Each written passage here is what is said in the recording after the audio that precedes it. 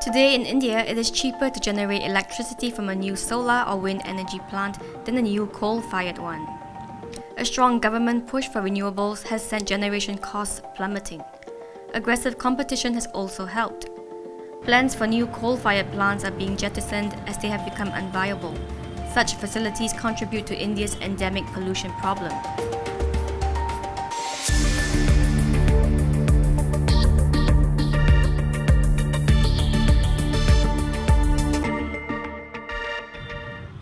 This thermal power plant in Delhi, for instance, was shut down on October 15 this year.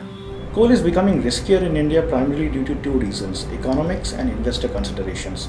On the economics front, what we have seen is that new built renewable energy projects are cheaper than new built coal power projects, which means that renewables are giving a head-on competition to coal power projects at the moment. Secondly, on the investor side, there are a number of investors who want to move away from coal totally. They don't want any part of their portfolio to be associated with coal plants, so there is a shortage of investments both from the equity and the debt side. Our analysis indicates that India already has a surplus of coal power generation in the country, and we don't think that any new coal power plants are needed until 2030 other than the ones that are already being built currently. But the future of coal is far from over. Coal generates more than 3/4 of India's electricity. In fact, India's demand for what is known as black gold rose 7.5% in the year ending March 2018. Renewables account for just 10.62% of India's actual generation of electricity. The renewable energy, being informed in nature, we require ballistic power. And coal will keep on playing a critical role till such time storage becomes affordable. And we hope there will be major technological disruptions,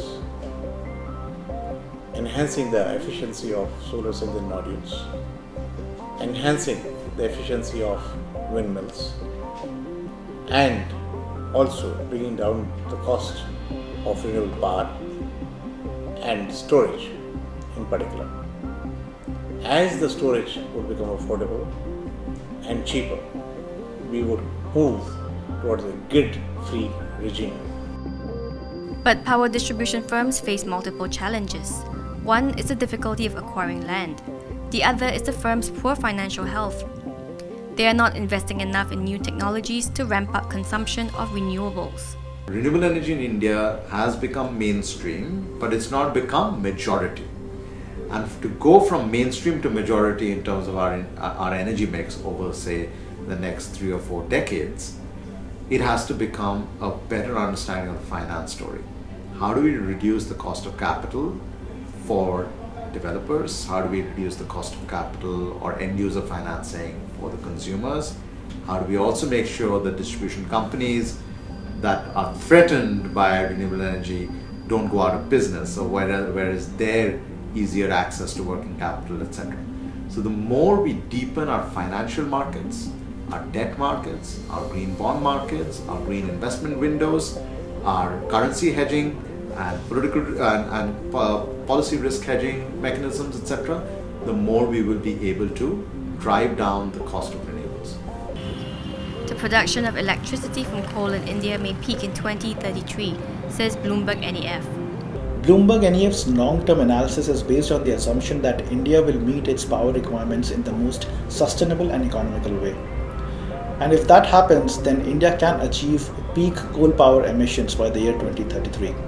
And in contrast, what we also believe is that India can consume 75% of its electricity from renewables by the year 2050. Will India, the world's third biggest emitter of greenhouse gases, be able to achieve its energy ambitions? It is in the world's collective interest that India's renewable energy story succeeds.